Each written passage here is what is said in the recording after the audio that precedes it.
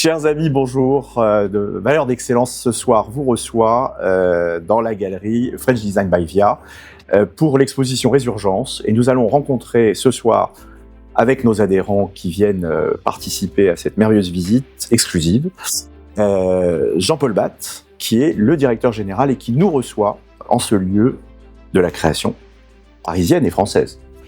Jean-Paul Batte, bonjour. Bonjour. Merci de recevoir Valeurs d'Excellence.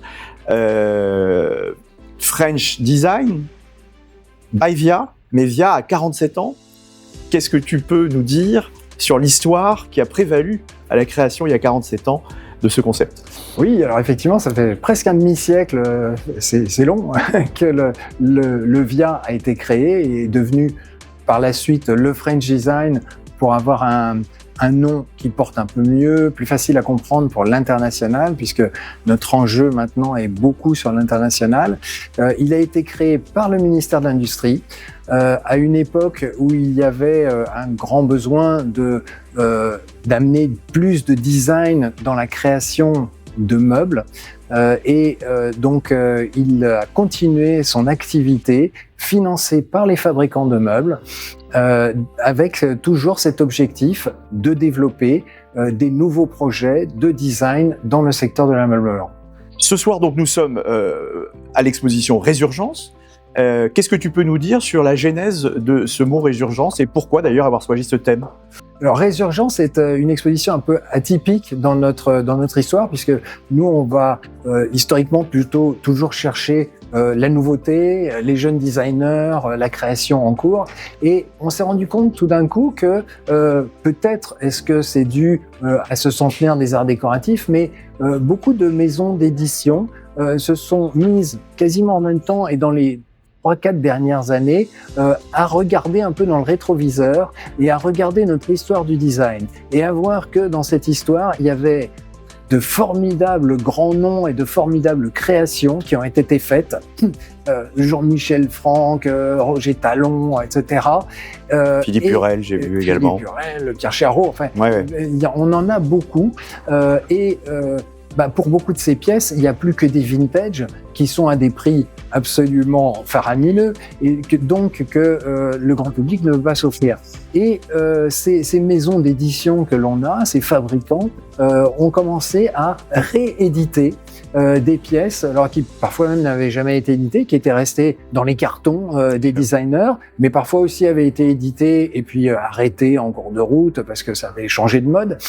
Et donc ressortir des pièces avec en plus des savoir-faire contemporains, puisque on ne fabrique plus de la même façon qu'il y a 50 ans ou 100 ans, les matériaux ne sont plus les mêmes, les normes ne sont plus les mêmes, les gens ont grandi, donc ils ont un peu adapté leur façon de fabriquer et réédité, donc fait une résurgence de ces pièces qui sont vraiment historiques, qui sont absolument fabuleuses, qui ont toujours une contemporanéité absolument bluffante et qui vont être à la portée de tout le grand public pour avoir chez eux des pièces historiques du design.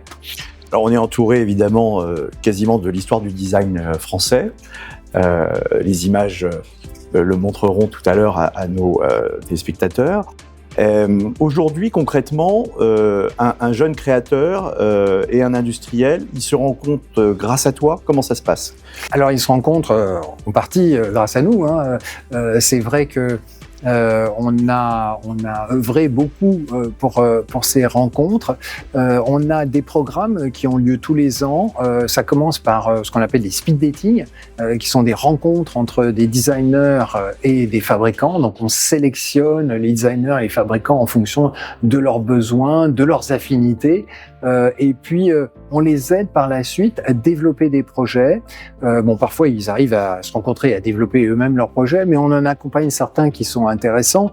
Ça, c'est ce qu'on appelle notre incubateur. Donc c'est un endroit où on les aide à d'abord contractualiser ensemble et puis ensuite à chercher les éléments dont ils ont besoin pour réaliser leur projet, à travailler ensemble et puis ensuite à se faire connaître et à montrer leur projet projets, d'une part dans notre galerie où on monte régulièrement des expositions, et puis ensuite les porter aussi vers l'international, et on emmène des projets régulièrement, par exemple à Milan, comme on va le faire cette année, et puis par ailleurs sur d'autres lieux, d'autres semaines du design à New York, à Londres, à Copenhague. On a des expos qui ont fait le tour du monde, donc un gros travail pour effectivement promouvoir cette création française et ces savoir-faire, ces fabricants français.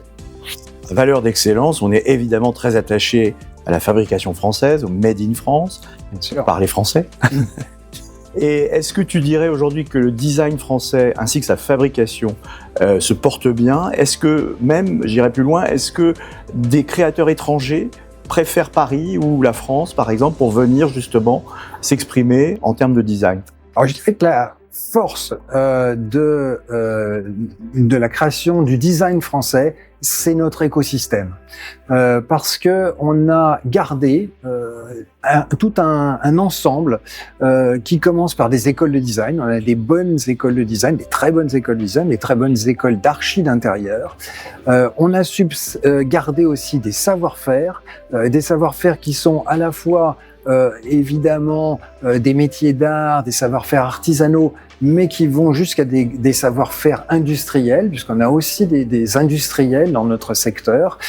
Et puis, on a les architectes d'intérieur, les architectes aussi, qui sont vraiment une force de créativité et d'appel pour tous nos savoir-faire. Donc, tout ça fait un ensemble qui permet d'avoir une attitude compétitive par rapport au monde, à l'international, puisqu'on est sur un marché qui est extrêmement international et compétitif. Alors je sais que tu as une expression qui te tient à cœur, c'est le design lyrique.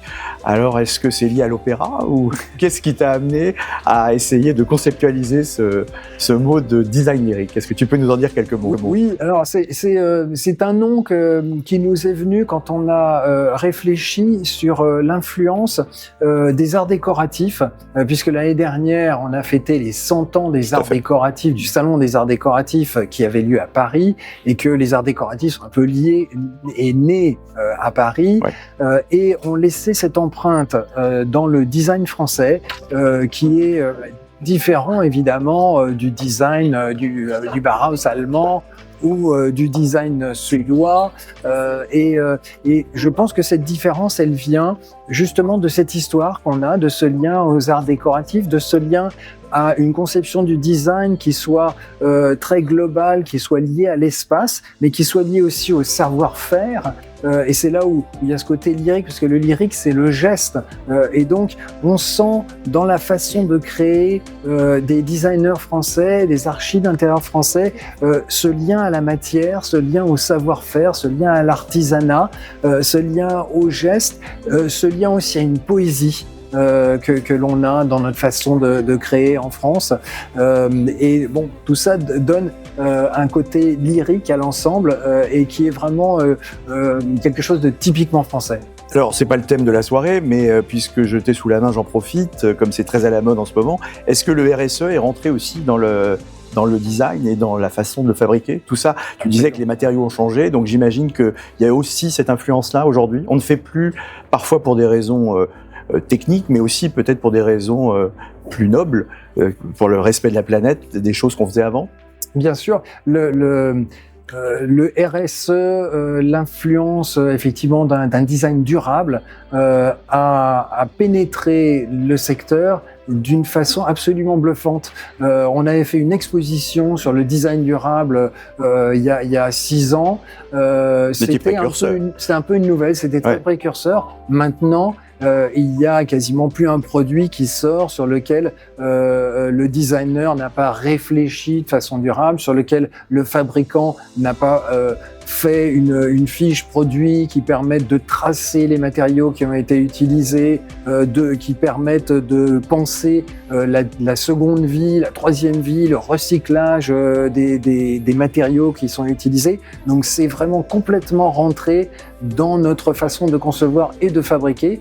Et là aussi, je pense que c'est vraiment une différence, un atout français.